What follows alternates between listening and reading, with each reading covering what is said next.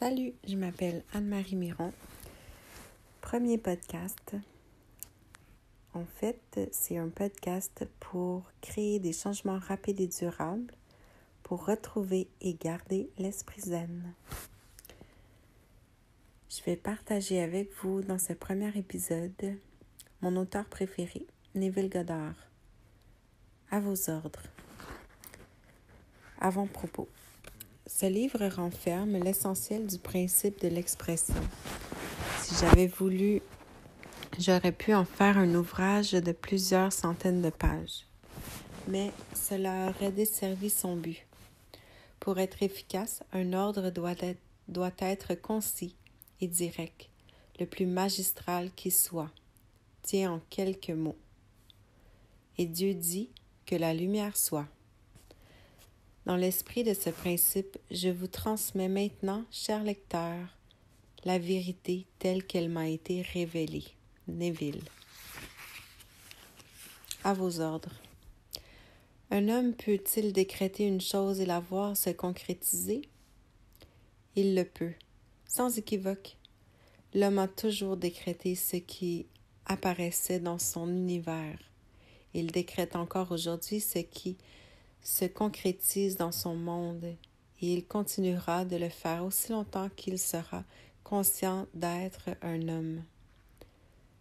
Pas une seule chose n'est apparue dans ce monde sans qu'il ait d'abord été décrété. Vous pouvez renier cette vérité, mais malgré tous vos efforts, vous n'arriverez jamais à prouver le contraire, car elle est basée sur un principe immuable. Ce n'est pas par vos mots ou vos impressionnantes affirmations que vous ordonnez aux choses de se manifester. De telles répétitions vaines ne font la plupart du temps que confirmer l'opposé, soit le manque. Décréter se fait toujours dans la conscience. En vérité, chaque homme est conscient d'être ce qu'il a lui-même décrété être. L'homme stupide est conscient d'être stupide sans même avoir à le dire. Par conséquent, il décrète lui-même qu'il est stupide. En lisant la Bible sous cet éclairage, vous la verrez dorénavant comme le plus grand livre scientifique jamais écrit, au lieu de considérer la Bible comme les annales d'anciennes civilisations ou comme le récit de la vie inusitée de Jésus. Voyez-la comme un grand drame psychologique qui se joue dans la conscience de l'homme. En vous l'appropriant, vous transformerez soudainement votre vie et passerez des déserts d'Égypte à la terre promise de Canaan. Tout le monde est prêt à accepter l'idée que toute chose a été créée par l'homme et que sans lui, rien n'existerait. Toutefois, là où il y a divergence d'opinion, c'est concernant l'identité de Dieu. Les églises de différentes allégeances et les diverses religions ne s'entendent pas sur l'identité de Dieu et sur sa véritable nature. La Bible démontre sans l'ombre d'un doute que Moïse et d'autres prophètes partageaient la même idée par rapport à l'identité et la nature de Dieu. Quant à la vie et à l'enseignement de Jésus, il était en parfait accord avec ce que les anciens prophètes prônaient. Moïse avait découvert que Dieu était la conscience d'être chez l'homme. Il l'a exprimé ainsi. « Je suis celui qui suis. Je suis celui qui m'a envoyé vers vous. » Exode 3,14. Dans ces psaumes, David a chanté « Arrêtez et sachez que je suis Dieu. » Psaume 46,10. Isaïe, quant à lui, a déclaré « Je suis l'Éternel, et il n'y en a point d'autre. Hors moi, il n'y a point de Dieu. J'étais saint avant que tu me consumes. Avant que tu me connuses. Je forme la lumière et je crée les ténèbres. Je donne la prospérité et je crée l'adversité. moi l'Éternel, je fais toutes ces choses. Isaïe 45, 5. La conscience d'être en tant que Dieu est citée des centaines de fois dans le Nouveau Testament. En voici quelques exemples. Je suis le berger, je suis la porte, je suis la résurrection et la vie, je suis la voie, je suis l'alpha et l'oméga, je suis le commencement et la fin. Ou encore, qui dites-vous que je suis? Ce n'est pas dit, moi, Jésus, je suis la porte, ni moi, Jésus, je suis la voie, ni encore, qui dites-vous que moi, je suis? Jésus, je suis. C'est clairement écrit, je suis la voie. La conscience d'être est la porte par laquelle les manifestations de la vie traversent dans le monde des formes. La conscience est le pouvoir de résurrection. Ressusciter ce que l'homme a conscience d'être. L'homme reproduit toujours dans sa vie ce qu'il est conscient d'être. C'est la vérité qui rend l'homme libre. L'homme s'emprisonne ou se libère lui-même constamment. Cher lecteur, si vous abandonniez toutes vos anciennes croyances en un Dieu séparé de vous et que vous proclamiez Dieu comme étant votre conscience d'être, comme Jésus et ses prophètes l'ont fait jadis, vous transformeriez votre monde en réalisant ceci. Le Père et moi sommes un, mais le Père est plus grand que tous. Jean 10, 30. Cette affirmation peut sembler très confondante, mais si elle est interprétée à la lumière de ce qui a été expliqué concernant l'identité de Dieu, elle devient très révélatrice. La conscience d'être Dieu, c'est ce que Jésus appelle le Père. C'est l'image du concepteur et de ses conceptions. Celui qui perçoit est toujours plus grand que ce qu'il perçoit. Bien qu'il demeure toujours en unité avec ses perceptions, par exemple, avant que vous soyez conscient d'être un homme, vous étiez conscient d'être. Après, vous devenez conscient d'être un homme. Vous demeurez en tant que celui qui conçoit, plus grand que votre conception, l'homme. Jésus découvrit cette glorieuse vérité et déclarant ensuite être un avec Dieu, mais pas avec un Dieu fabriqué par l'homme. Il n'a jamais reconnu un tel Dieu. Il a dit, alors, si quelqu'un vous dit, il est ici ou il est là, ne le croyez point, car le royaume de Dieu est en vous. Matthieu 24, 23. Le royaume de Dieu est en vous. Ainsi, lorsqu'il est dit, il alla vers son Père, cela signifie qu'il éleva sa conscience au point d'être conscient de seulement être, transcendant ainsi les limitations de son actuelle conception de lui-même appelé Jésus. Dans la conscience d'être, tout est possible. Jésus a dit, « Si tu décides quelque chose, cela te réussira. » Job 22, 28. Voilà ce qu'il décrète. Élever sa conscience dans un état naturel d'être, ce que nous désirons, il a aussi exprimé ainsi. Et moi, quand j'aurai été élevé de la terre, j'attirerai tous les hommes à moi. Jean 12, 32. Autrement dit, si on s'élève dans la conscience jusqu'à ressentir naturellement un état d'être, ce que l'on désire, on attirera à soi la manifestation de ce désir. Nul ne peut venir à moi si le Père qui est en moi ne l'attire. Jean 6, 44. A dit Jésus, en plus de spécifier que lui et le Père ne formaient qu'un. Le Père est la conscience qui attire à vous les manifestations de vos désirs. En ce moment précis, vous attirez dans votre monde ce que vous êtes conscient d'être. Ainsi, vous pouvez mieux comprendre l'expression « Il vous fait naître de nouveau ». Si vous êtes insatisfait de ce qu'est votre vie, la seule façon de changer cela est de détourner votre attention de ce qui vous semble si réel et d'élever votre conscience jusqu'à l'état dans lequel vous souhaitez être. Vous ne pouvez s'en servir deux maîtres. Par conséquent, transférez votre attention d'un état de conscience à un autre. C'est mourir à l'un pour vivre à l'autre.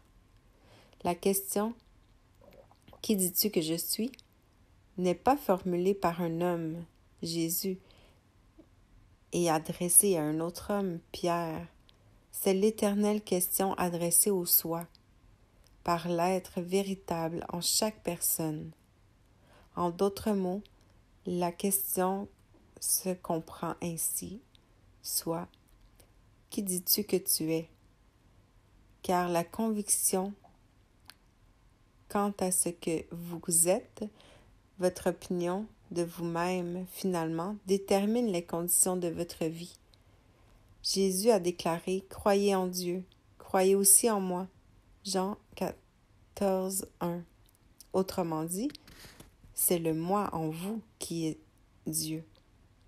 Ainsi, prier, c'est reconnaître que vous êtes déjà ce que vous désirez être, plutôt que de supplier un Dieu qui n'existe pas pour ce que vous désirez être.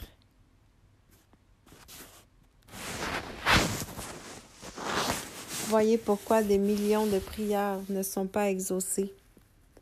Les hommes prient un Dieu qui n'existe pas. Par exemple, être conscient d'être pauvre et prier un Dieu pour obtenir la richesse, c'est être exaucé pour ce dont vous êtes conscient, soit la pauvreté. Pour que les prières soient exaucées, vous devez décréter plutôt que supplier. Si vous priez pour obtenir la richesse, détournez-vous de votre perception de pauvreté en reniant l'évidence transmise par vos sens et supposez que vous êtes riche. Il fut dit, quand tu pries, entre dans ta chambre, ferme la porte et prie ton Père, qui est là, dans le lieu secret, et il te le rendra. Matthieu 6,6. Nous avons déjà identifié le Père comme étant la conscience d'être. Nous avons aussi utilisé le mot « porte » pour désigner la conscience d'être. Ainsi, fermer la porte, c'est rejeter ce que je suis conscient d'être à ce moment précis et me projeter dans la conscience d'être de ce que je veux être.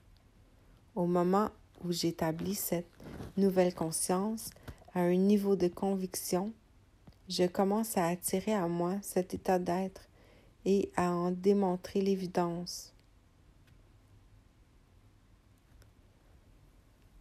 Ne vous interrogez pas sur la façon dont vos désirs se réaliseront, puisqu'aucun homme ne le sait. Rien ne peut expliquer comment se fera la réalisation. La conscience est la voie ou la porte par laquelle les choses se matérialisent.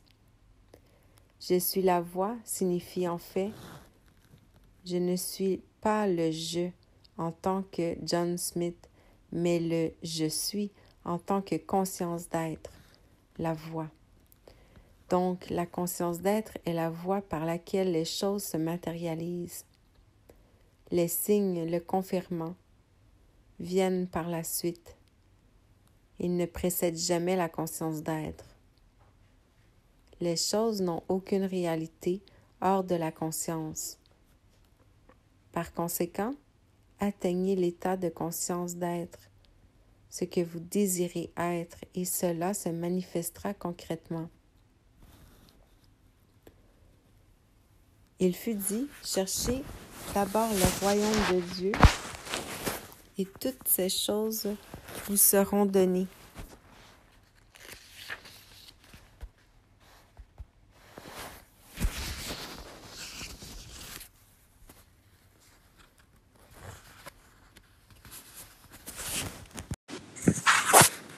Bienvenue dans mon podcast pour créer des changements rapides et durables.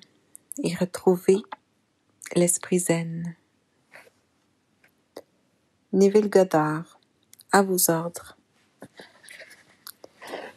Cherchez d'abord à atteindre la conscience d'être déjà ce que vous désirez et laissez le processus agir.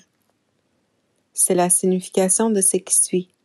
Si tu décides quelque chose, cela te réussira. Job 22, 28. Appliquez ce principe dans votre vie et vous comprendrez les paroles.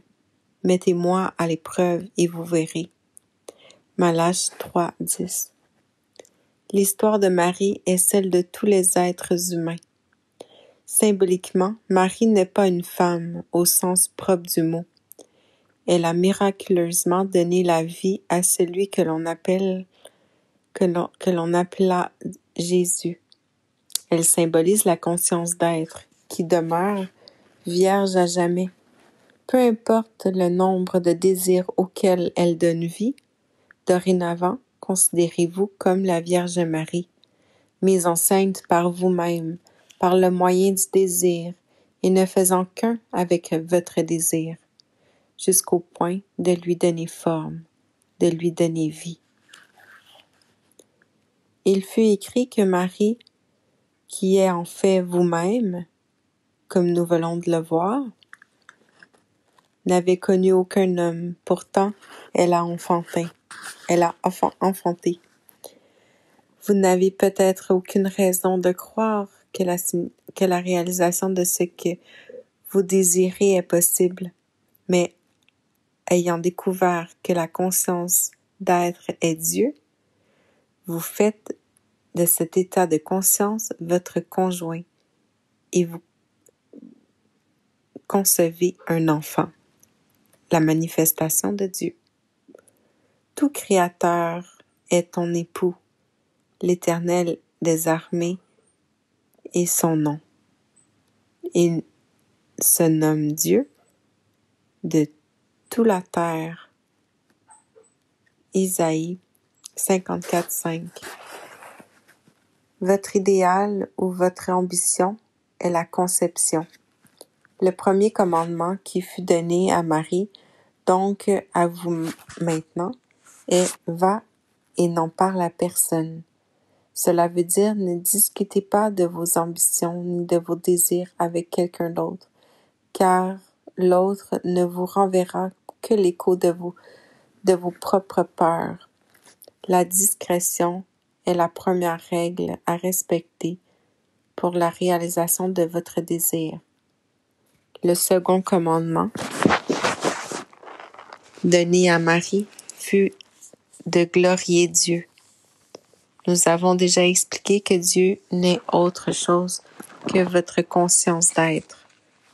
Ainsi, glorifier Dieu, c'est réévaluer ou élargir sa conception présente du soi à un point où l'on devient naturellement conscient d'être un avec Dieu. Lorsque cet état est atteint, vous donnez vie à vos désirs et devenant ce que vous êtes en conscience. L'histoire de la création selon Jean nous rappelle la même chose dès le premier chapitre. Au commencement était le Verbe. Maintenant, à cette seconde même, c'est le commencement dont parle Jean. C'est le commencement d'une pulsion, d'un désir. Le Verbe est le désir trottant dans votre conscience, en cherchant à s'incarner. La pulsion en elle-même n'est pas réelle, car je suis, ou la conscience d'être, est la seule réalité. Les choses n'existent que si je suis conscient d'être ces choses. Donc, pour réaliser un désir, la suite du verset de Jean doit être comprise. Et le Verbe était Dieu. Le Verbe ou le désir doit être uni à la conscience pour prendre vie. La conscience éveillée devient consciente d'être l'objet du désir, en se liant elle-même à la forme ou à la conception. Elle donne ainsi vie à sa conception, ou, pourrait-on dire aussi, Elle ressuscite ce qui était auparavant mort, le désir non réalisé. Cette entente ne concerne pas deux personnes. Elle est entre la conscience et l'objet désiré. Vous êtes maintenant conscient d'être, alors vous vous dites à vous-même, sans utiliser de mots, « je suis ». Ainsi, si vous désirez être en bonne santé, avant même d'avoir une quelconque évidence d'être en bonne santé dans votre réalité physique, vous commencez à vous sentir en bonne santé. Et à la seconde même où le sentiment « je suis en bonne santé » est ressenti, l'entente entre les deux parties est complétée. Je suis et en bonne santé. Se sont entendus pour ne faire qu'un. Et cette entente donne toujours naissance à un enfant. Soit l'objet du désir manifesté, dans ce cas-ci, la bonne santé, parce que l'entente a été conclue. L'objet de cette entente doit être exprimé. Vous pouvez donc comprendre pourquoi Moïse a déclaré « Je suis » m'a envoyé vers vous. Exode 3, 14. Qui d'autre que je suis aurait pu vous envoyer vers la manifestation, vers la réalisation? Personne. Je suis la voix. Jean 14, 6. Il n'y a point d'autre Dieu que je suis. Isaïe 45, 5. Que vous vous éleviez vers les plus hautes cimes de la vie ou que vous choisissiez l'enfer, vous serez toujours conscient d'être. Vous êtes toujours projeté dans la manifestation de votre conscience. Vous exprimez toujours ce que vous êtes conscient d'être. Moïse a déclaré « Je suis celui qui suis ». Celui qui s'appelle « Je suis » m'a envoyé. Exode 3, 14. Maintenant, retenez bien ceci. Vous ne pouvez pas verser du vin nouveau dans de vieilles bouteilles et vous ne pouvez pas rapiécer les vieux vêtements. Vous ne pouvez pas apporter dans votre nouvel état de conscience ce qui faisait partie de vous anciennement. Toutes vos croyances, vos peurs, vos limitations sont des boulets qui vous retiennent à votre état actuel de conscience. Si vous voulez transcender cet état, vous devez abandonner tout ce qui constitue votre moi actuel ou la conception de vous que vous avez de vous-même.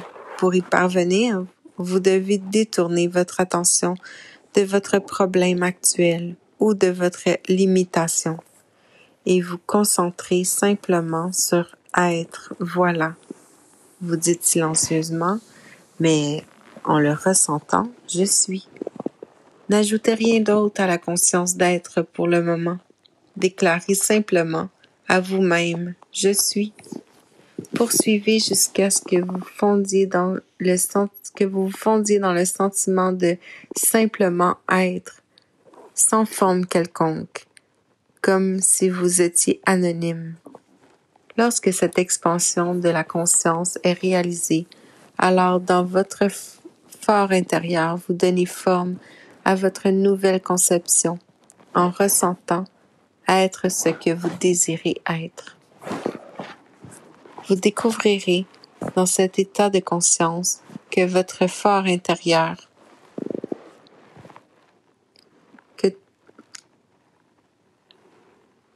vous découvrirez dans cet état de conscience et votre fort intérieur que toute chose est divinement possible.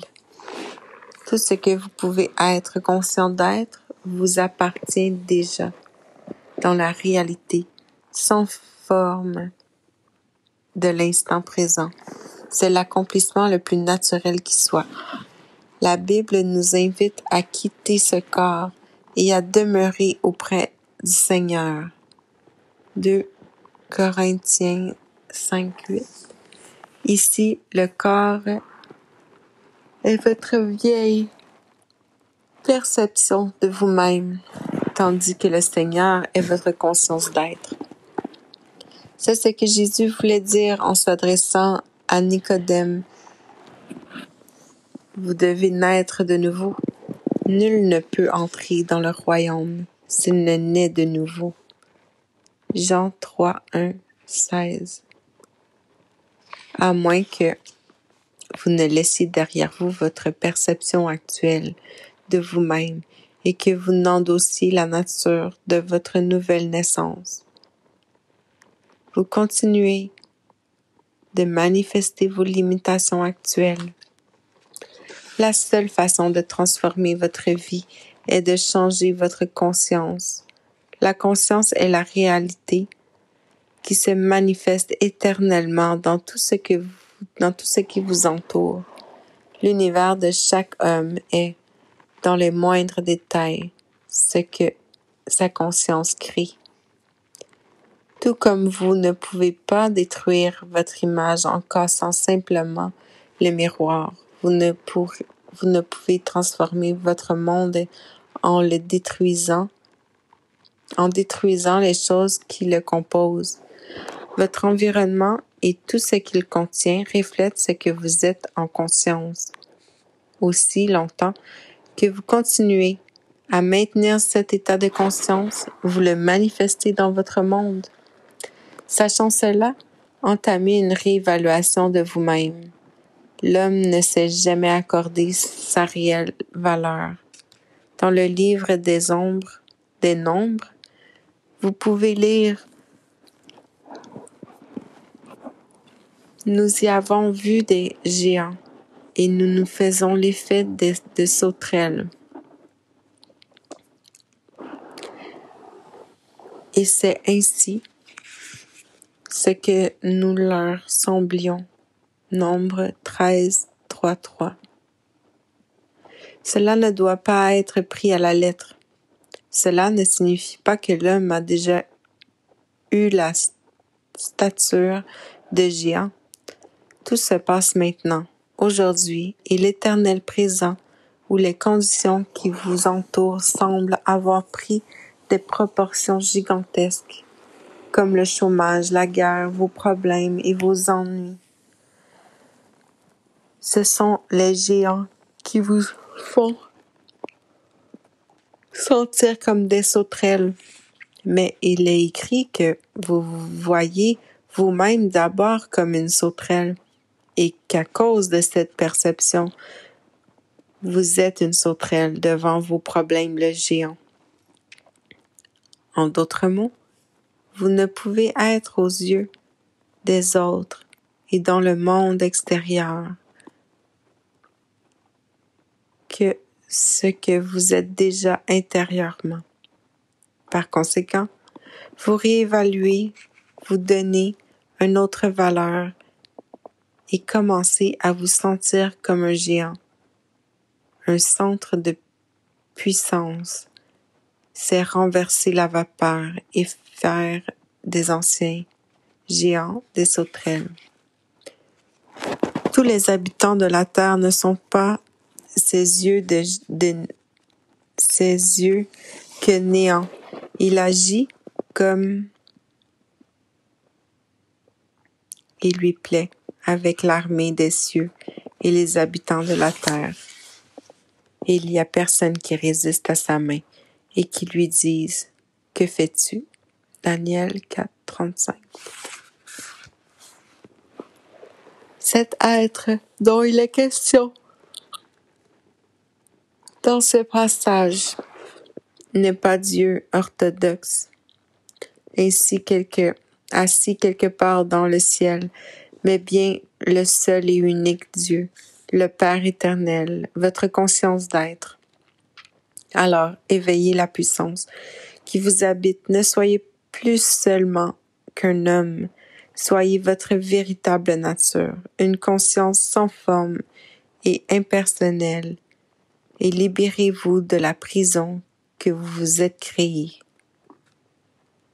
Je suis le bon berger, je connais mes brebis et elles me connaissent. Jean 10, 14. Mes brebis entendront ma voix, et il n'y aura plus qu'un seul troupeau. 10, 16. La conscience est le bon berger. Ce que je suis conscient d'être est la brebis qui me suit. Votre conscience est tellement un bon berger qu'elle n'a jamais perdu une seule brebis que vous êtes conscient d'être. Je suis est la voix appelant dans le désert de la confusion humaine, réclamant ce que je suis conscient d'être, et jamais ce que j'ai la conviction d'être ne manquera de venir à moi. Je suis est la porte grande ouverte pour laisser passer tout ce que je suis. Votre conscience d'être est Dieu, et les brebis sont tout ce qui compose votre vie.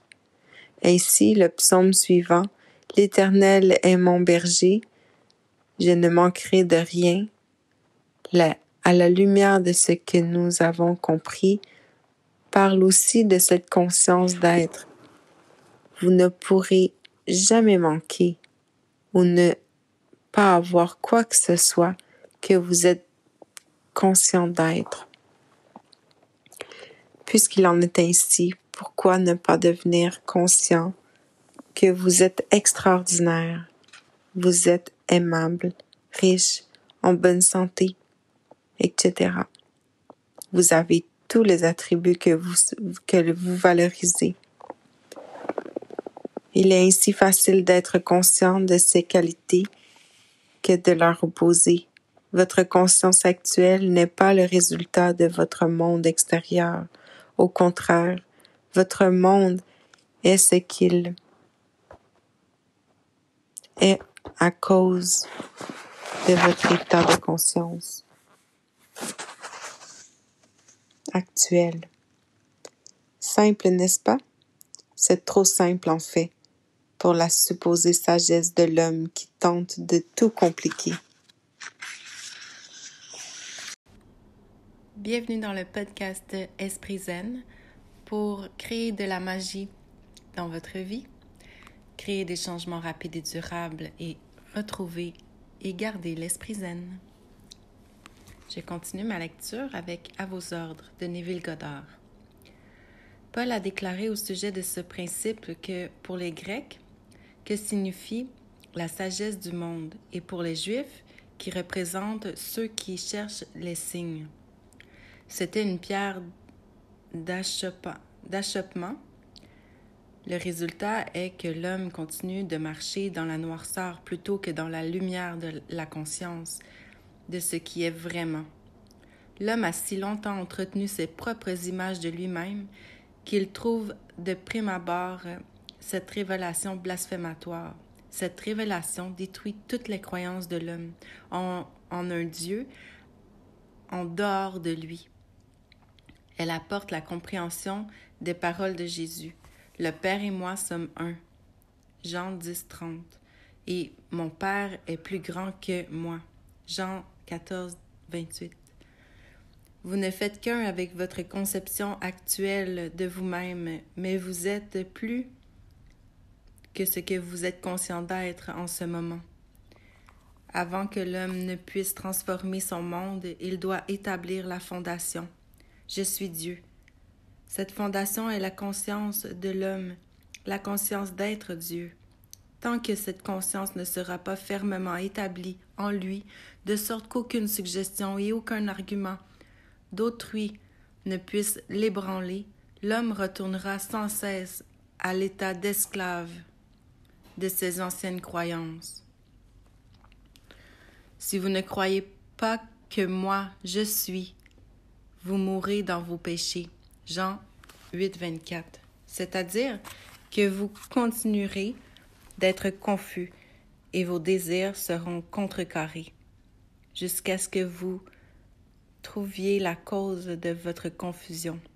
Lorsque vous aurez élevé le Fils de l'homme, alors que vous saurez que je suis est Dieu, et le « je » le soi, mortel, ne crée rien par lui-même, mais par son Père ou sa conscience d'être un avec lui, fait les œuvres. Lorsque cela est réalisé et conscientisé, toute pulsion et tout désir qui surgissent en vous doivent trouver leur expression dans votre vie. Je me tiens à la porte et je frappe. Si quelqu'un entend ma voix et ouvre la porte, j'entrerai chez lui. Je souperai avec lui et lui avec moi. Apocalypse 3:20. Le je frappant à la porte est la pulsion, le désir. La porte est votre conscience. Ouvrir la porte, c'est faire un avec le désir qui frappe à la porte, en ressentant intensément être ou avoir déjà l'objet de ce désir. Ressentir qu'un désir est impossible, c'est fermer la porte et renier l'expression de cette pulsion, de ce désir. Élever sa conscience jusqu'à l'expression naturelle de ce qui est ressenti, c'est ouvrir toute grande la porte et inviter le désir ressenti à prendre vie dans le monde des formes. Voilà pourquoi il est constamment rapporté que Jésus délaçait le monde de la manifestation pour ascensionner vers son Père.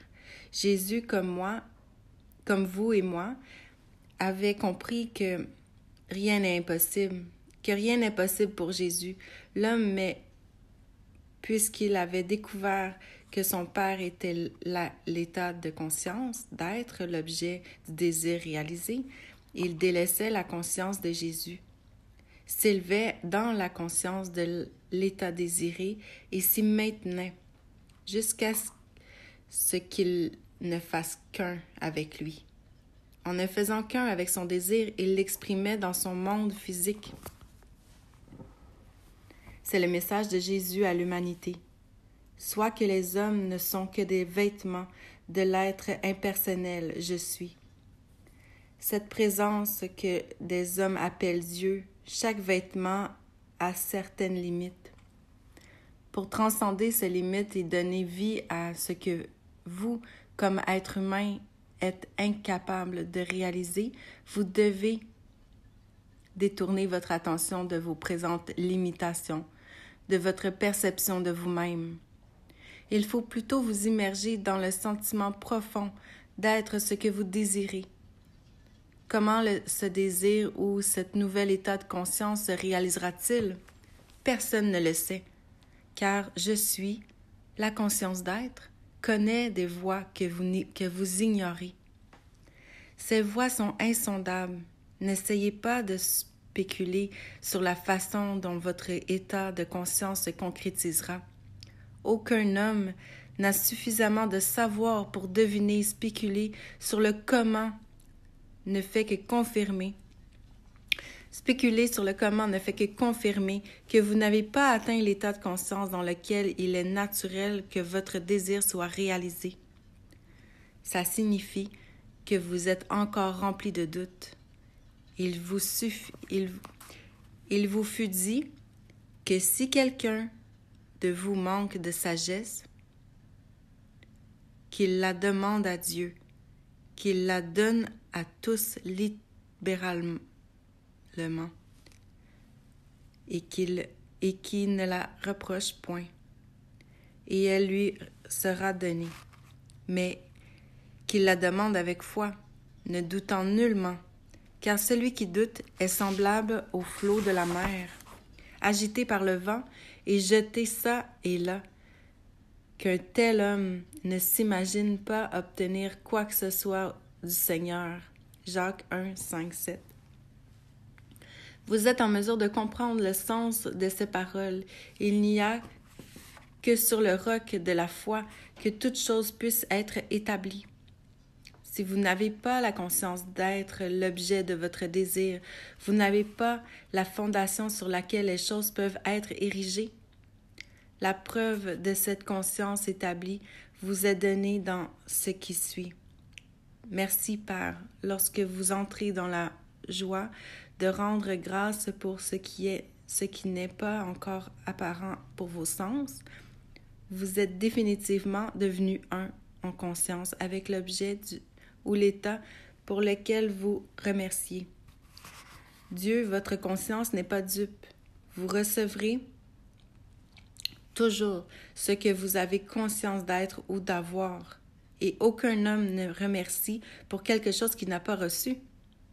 Merci, Père, n'est pas une sorte de formule magique, comme certaines personnes le croient aujourd'hui.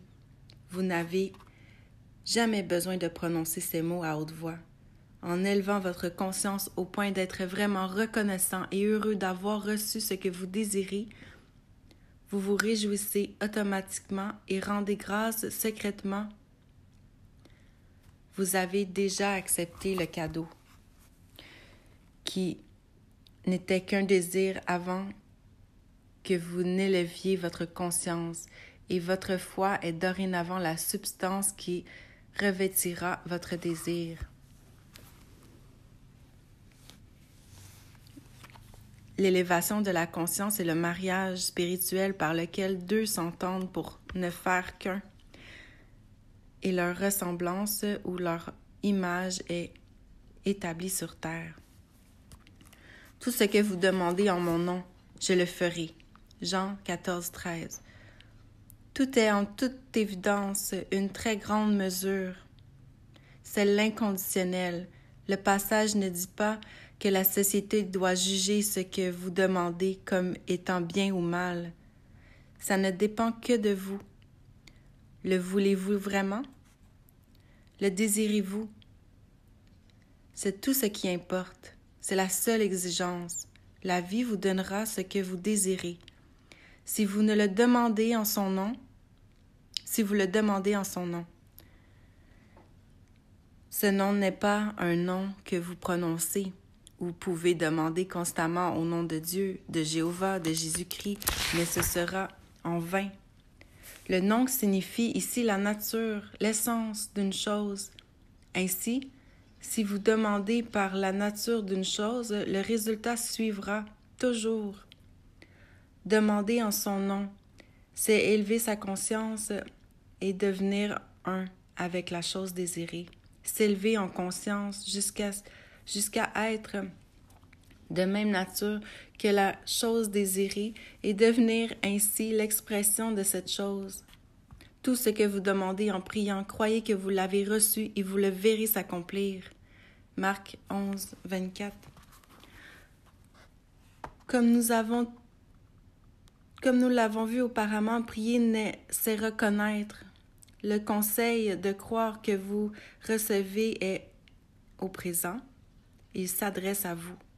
Cela signifie que vous devez être un avec la nature des choses demandées avant que vous le receviez. Pour parvenir à faire un avec la nature de ce que vous désirez, l'amnistie est généralement nécessaire. Il fut dit, si vous avez quelque chose contre quelqu'un, pardonnez, afin que votre Père qui est dans les cieux vous pardonne aussi vos offenses. Marc 11, 25.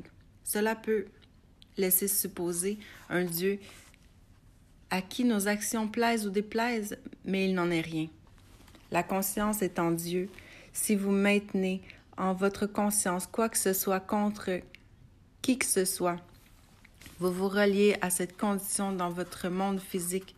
Par contre, libérer l'autre de toute condamnation, c'est vous libérer vous-même et vous permettre de vous élever à n'importe quel niveau de conscience nécessaire.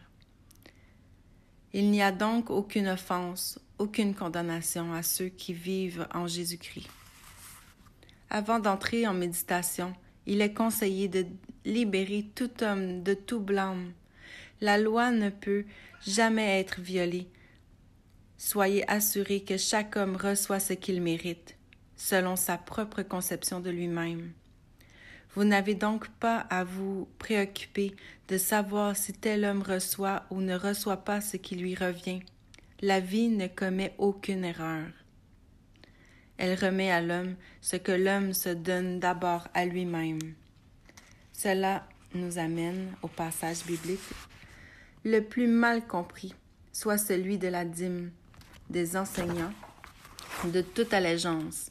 ont emprisonné l'homme dans cette histoire de dîme, ne comprenant pas eux-mêmes la nature de la dîme et étant remplis de la peur du manque, ils ont mené leurs disciples à croire qu'un dixième de leur revenu devait être donné au Seigneur.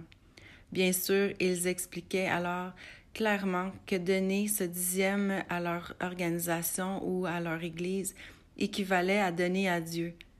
Cela dit, souvenez-vous ceci, je suis Dieu. Votre conscience d'être est le Dieu à qui vous donnez, et c'est toujours la voie par laquelle vous allez donner. Ainsi, lorsque vous proclamez que vous êtes nul, c'est à Dieu que vous donnez cette caractéristique, votre conscience d'être, qui ne fait pas de distinction parmi les personnes, nous renverra cet attribut que vous réclamez pour vous-même. La conscience d'être ne peut être nommée ou désignée par un terme. Déclarer que Dieu est riche, grandiose, amour, sagesse, c'est essayer de définir ce qui ne peut être défini, car Dieu ne peut être désigné par un terme. La dîme est nécessaire et elle doit être faite avec Dieu. Mais dorénavant, ne donnez qu'au seul Dieu qui soit, et assurez-vous de donner la qualité que vous désirez exprimer en tant qu'être humain. Ce don se fait en vous proclamant vous-même détenteur de cette qualité, que ce soit être grandiose, prospère, aimant, sage. N'essayez pas de trouver comment vous allez incarner ces qualités. La vie a une façon de faire que vous ignorez. Ses voies sont impénétrables, mais je vous l'assure, le jour où vous proclamerez ces qualités jusqu'à un niveau de conviction totale, vos proclamations seront honorées. Il n'y a rien de caché qui ne puisse être découvert. Ce qui est affirmé dans le secret sera étalé au grand jour. Vos convictions profondes sur vous-même, ces affirmations que personne n'entend, si vous y croyez vraiment, seront révélées au monde, car vos convictions à propos sont les paroles de Dieu en vous, et les paroles sont esprit. Elles ne peuvent revenir à vous vides. Elles doivent accomplir ce pourquoi elles ont été envoyées.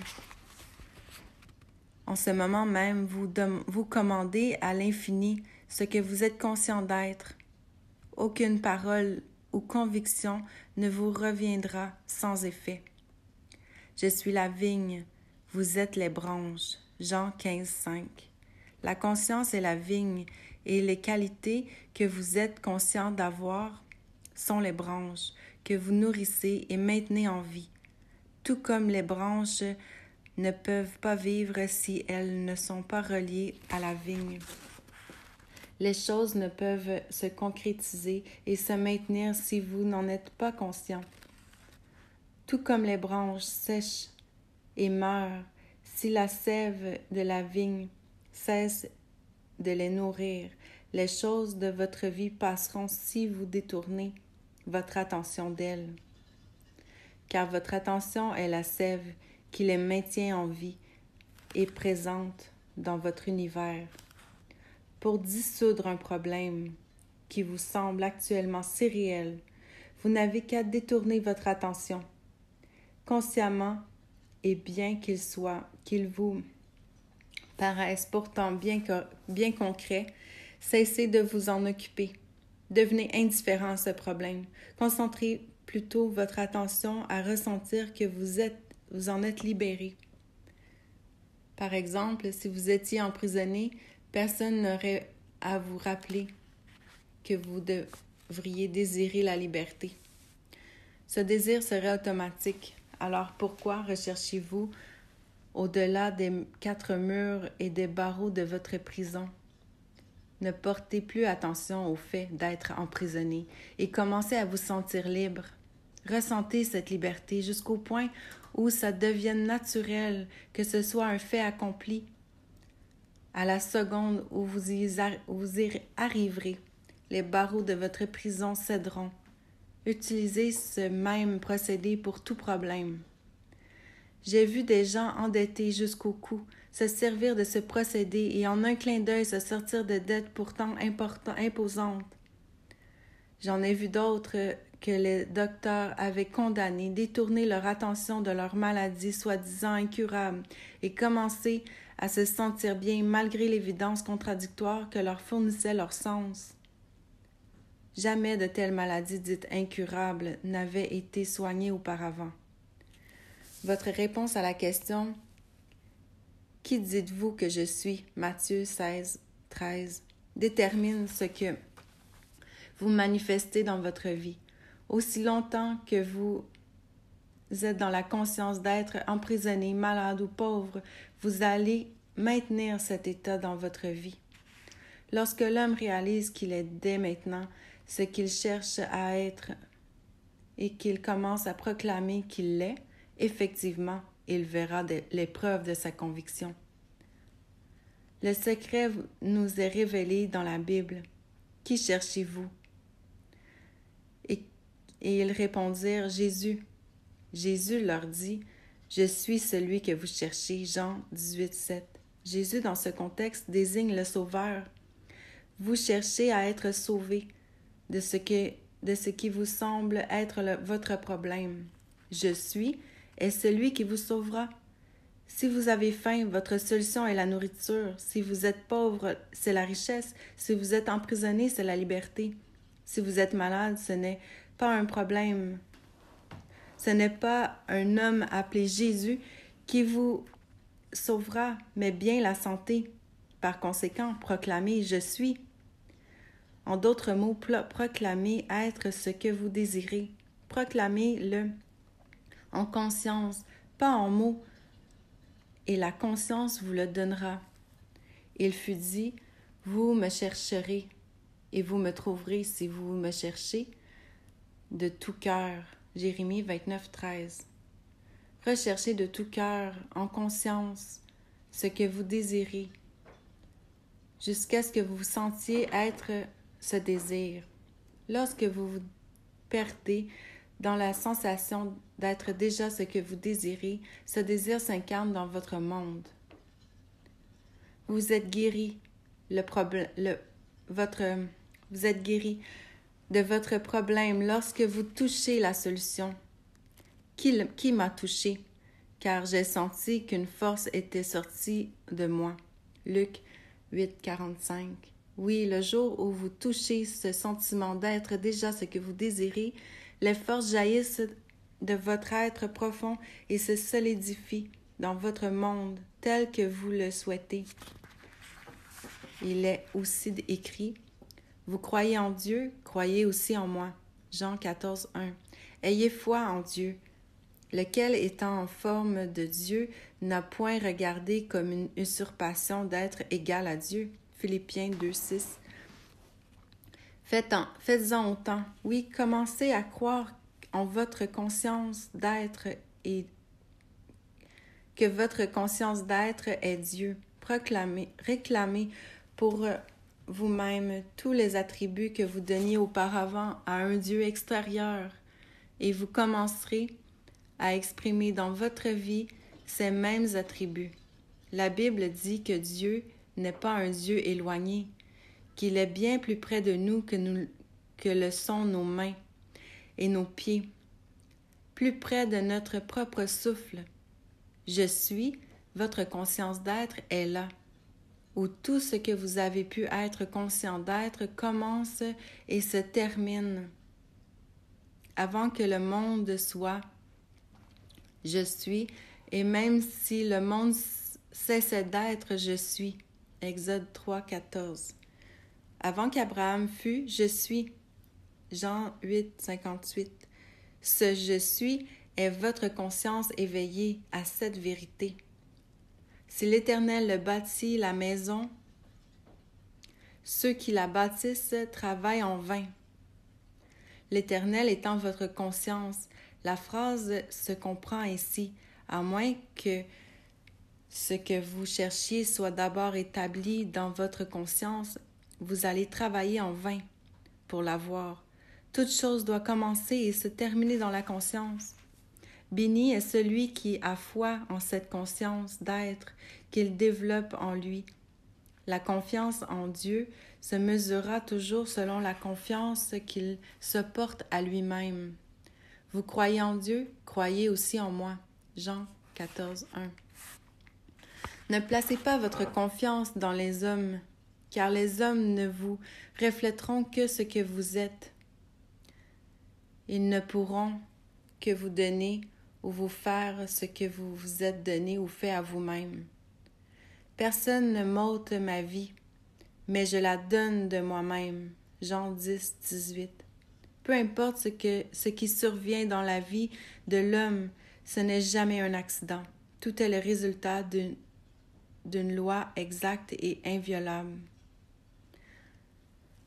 Aucun homme manifestation ne peut venir à moi si le Père qui m'a envoyé ne l'attire. Jean 6, 44. Jésus a dit que le Père et lui n'étaient qu'un. Croyez en cette vérité et vous serez libres.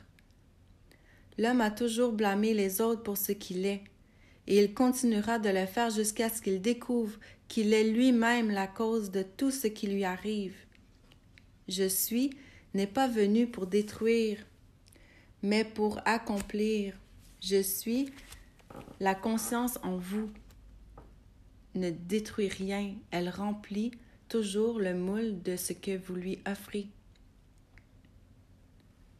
Il est impossible pour le pauvre d'acquérir la richesse en ce monde, peu importe qu'elle soit autour de lui, à moins qu'il ne se proclame d'abord lui-même comme étant riche.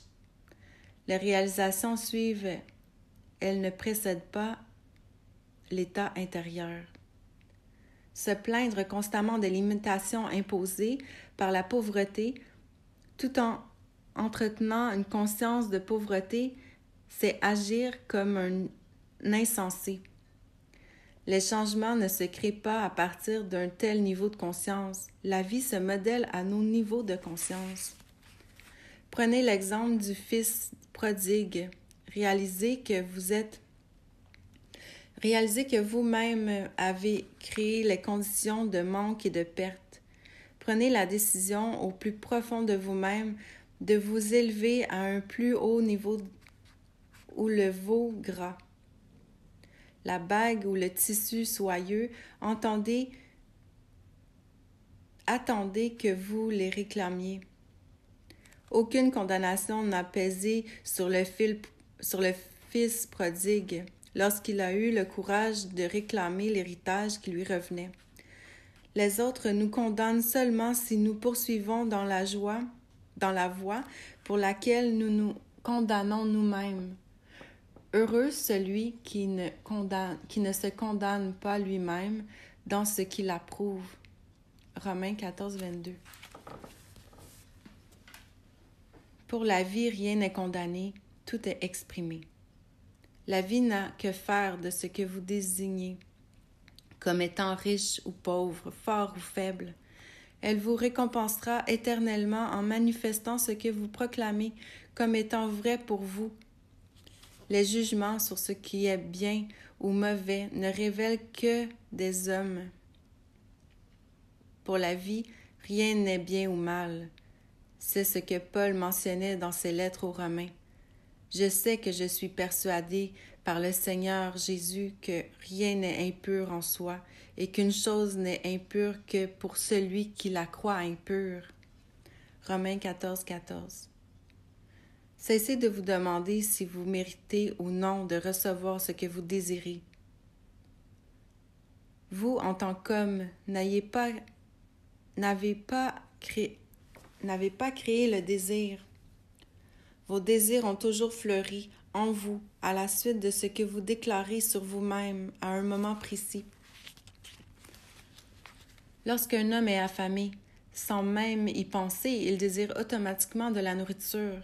S'il est emprisonné, il désire automatiquement de la liberté, et ainsi de suite. Vos désirs enferment en eux-mêmes le plan de leurs propres expressions.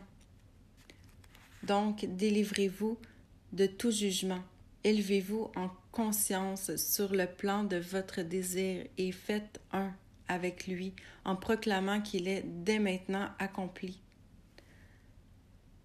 Ma grâce te suffit, car ma puissance s'accomplit dans la faiblesse. 2 Corinthiens 12, 9. Ayez foi dans votre proclamation, non encore visible dans votre monde physique, jusqu'à ce que la conviction qu'il en est ainsi vous inonde. Votre foi en ce que vous décrétez vous apportera de grandes récompenses. Persévérez un peu plus et l'objet de votre désir se manifestera.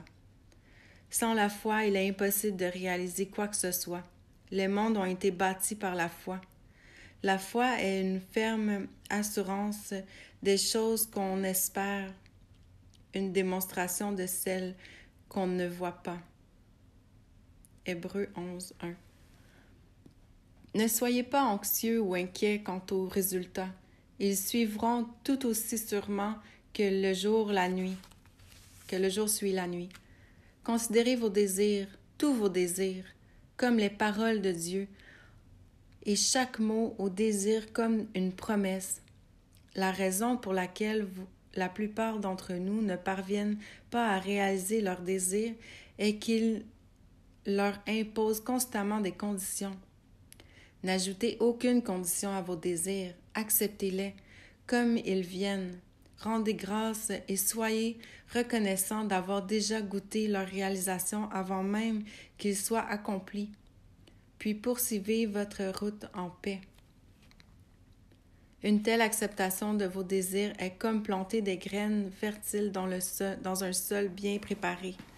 Lorsque vous parvenez à planter un désir dans la conscience, sûr de le voir se réaliser, vous avez fait tout ce qu'on attend de vous. Vous inquiétez ou vous occupez de la façon dont ce désir se développera, c'est retenir dans votre main les graines fertiles et par conséquent ne jamais les planter dans un sol de la confiance. La raison pour laquelle les hommes essaient de conditionner leurs désirs est qu'ils jugent constamment selon les apparences. Ils considèrent les choses comme réelles et oublient ainsi que la seule réalité est la conscience derrière elles.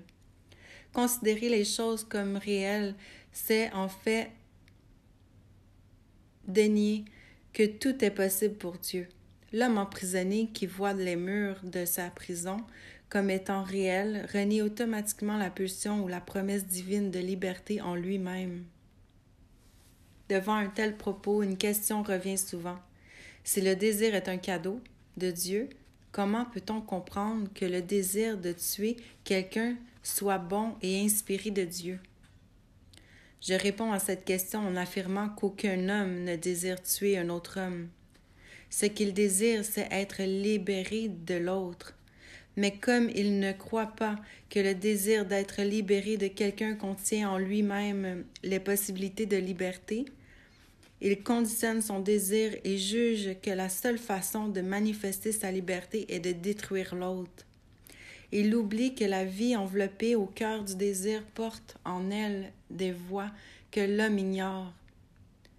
Ces voies sont impénétrables. Un tel homme déforme les cadeaux de Dieu par son manque de foi. Les problèmes sont symbolisés par les montagnes par rapport auxquelles il est écrit dans la Bible qu'elles pourraient être déplacées si l'on avait la foi de dimension comparable à une graine de moutarde. Les hommes abordent leurs problèmes un peu comme cette vieille dame qui avait entendu le prêtre de l'Église citer cette phrase de la Bible. Si vous aviez de la foi comme un grain de moutarde, vous diriez à cette montagne, transporte-toi d'ici là, et elle se transporterait, rien ne vous serait impossible. Matthieu 17, 20. Cette nuit-là, en récitant ses prières, la dame cita à son tour cette phrase de la Bible en se couchant, en pensant avoir la foi. Le lendemain matin, elle se rua à la fenêtre et s'exclama « Je savais que cette vieille montagne serait encore là. » C'est ainsi que l'homme aborde ses problèmes.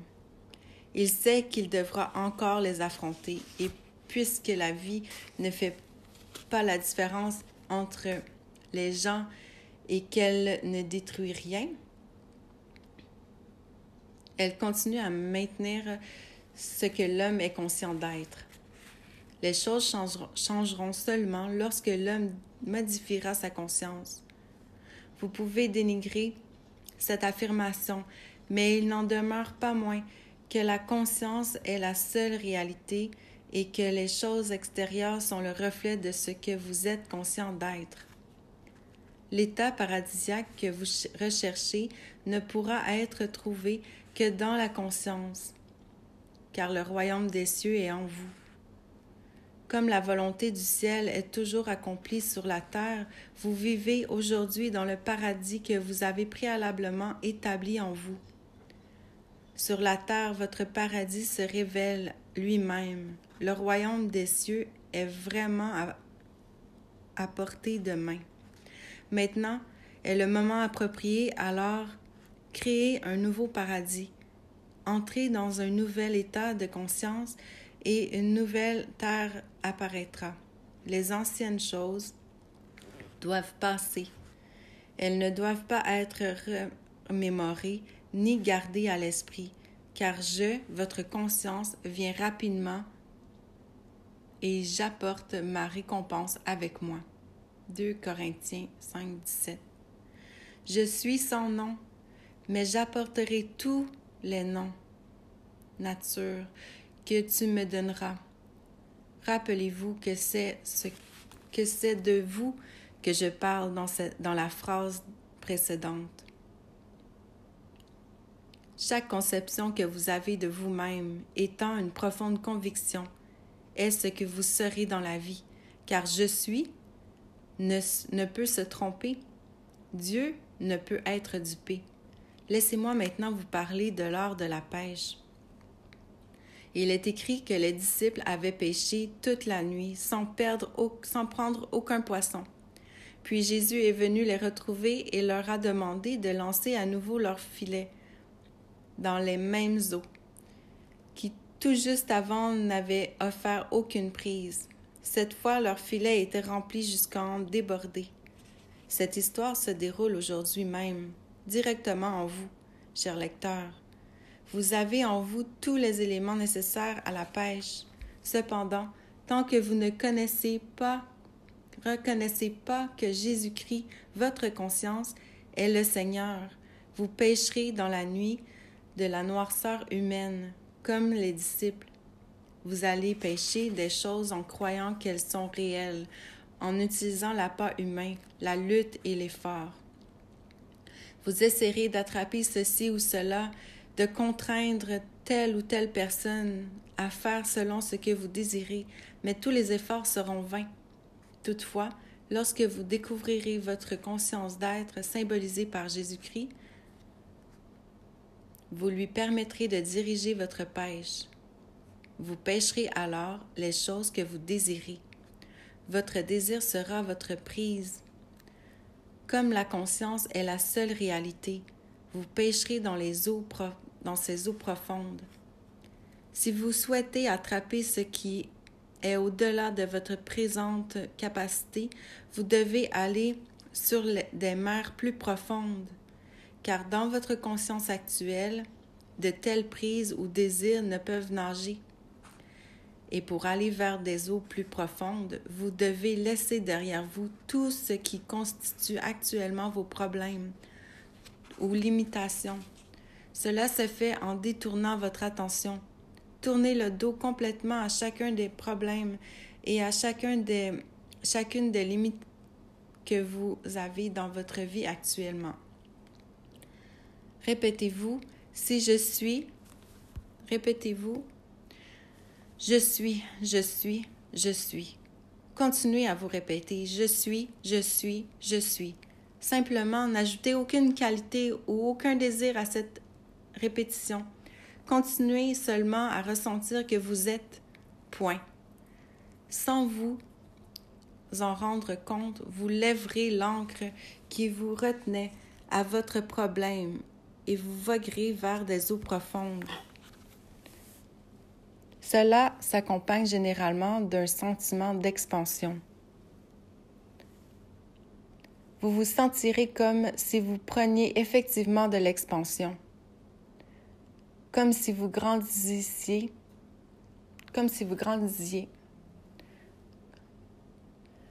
Ne soyez pas effrayés, car le courage est nécessaire. Vous ne mourrez pas.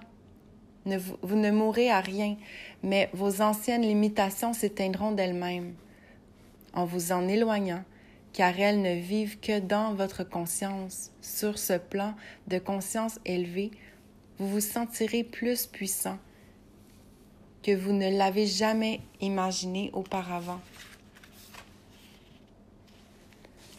Les objets de vos désirs avant que vous quittiez les rives de la limitation seront les poissons que vous attraperiez dans les eaux profondes de la conscience.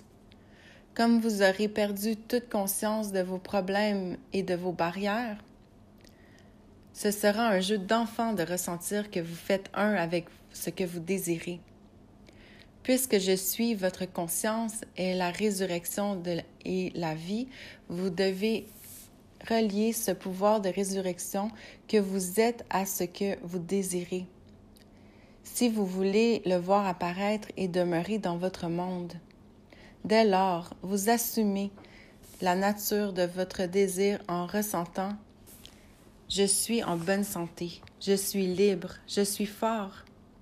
Lorsque ces sentiments sont ancrés en vous, votre être intérieur sans forme se moulera à la forme de votre désir. Vous êtes crucifié sur les sentiments de santé, de liberté et de force. Vous demeurez enterré dans le silence de ces convictions.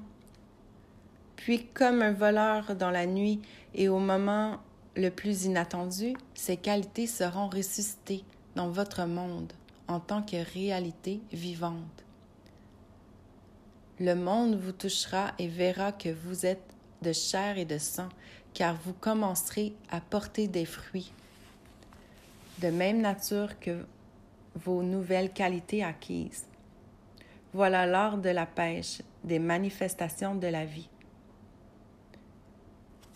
L'histoire de Daniel dans la fosse au lion nous montre également la réalisation réussie de ce qui est désiré. Il est écrit que Daniel, dans la fosse au lion, tourna le dos aux bêtes et regarda vers la lumière venant d'en haut. Les lions restèrent inoffensifs et la foi de Daniel en Dieu le sauva. C'est votre histoire à vous aussi. Vous devez faire comme Daniel. Si vous vous trouvez dans la fosse au lion, dans une telle situation, vous ne seriez normalement concentré que sur les lions, incapable de penser à autre chose qu'à votre problème illustré ici par les lions. Cependant, il est dit que Daniel tourna le dos au lion pour se concentrer sur la lumière, qui pour lui était Dieu. En suivant l'exemple de Daniel, lorsque vous êtes emprisonné dans la fosse de la pauvreté ou de la maladie, vous devez détourner votre attention de vos problèmes de dette ou de malaise et vous concentrer sur ce que vous désirez. Si vous ne ressassez pas vos problèmes, mais que en conscience vous poursuivez votre chemin dans la foi, en croyant que vous êtes déjà ce que vous souhaitez être, vous aussi verrez les murs de votre prison tomber et vos désirs, peu importe leur nature, se réaliser. Voici une autre histoire de la Bible, celle de la veuve et de la petite fiole d'huile. 2 Rois 4. Le prophète demanda à la veuve « Qu'est-ce que tu as dans ta maison? » « Qu'une petite fiole d'huile, répond-elle. « Va et emprunte des bocaux, ferme la porte derrière toi lorsque tu reviendras à ta maison et commence à verser l'huile. » lui dit alors lui dit-il alors. Et la veuve versa l'huile de la petite fiole dans tous les bocaux empruntés et les remplit à ras-bord. Et il restait encore de l'huile dans la fiole. Vous, cher lecteur, êtes la veuve. Vous n'avez pas de mari pour vous rendre fertile et prospère, car le veuvage est un état stérile. Votre conscience est ce prophète qui devient à l'image du mari. Suivez l'exemple de la veuve qui, au lieu d'admettre un état de manque ou de vide, reconnut qu'elle avait déjà quelque chose, une petite fiole d'huile. Puis il lui fut donné cet ordre, rentre et ferme la porte, ce qui veut dire de fermer la porte des sens qui vous rappelle les manques, les dettes et les problèmes. Lorsque vous avez complètement détourné votre attention en faisant taire l'évidence des sens, commencez à ressentir la joie, symbolisée par l'huile, d'avoir déjà reçu ce que vous désirez. Lorsque la conviction sera ferme au point d'éliminer tout doute ou toute peur, alors vous remplirez les bocaux vides de votre vie et vous aurez l'abondance autour de vous. La reconnaissance est le moteur du monde. Tout état reconnu est incarné physiquement. Ce que vous reconnaissez comme étant vrai à votre propos aujourd'hui est ce que vous faites l'expérience. Alors soyez comme la veuve et reconnaissez la joie, peu importe si cette reconnaissance est mitigée au début. Vous en serez généreusement récompensé. Le monde est un miroir vous reflétant tout ce que vous êtes conscient d'être. Je suis l'Éternel, ton Dieu, qui t'ai fait sortir du pays d'Égypte, de la maison de servitude.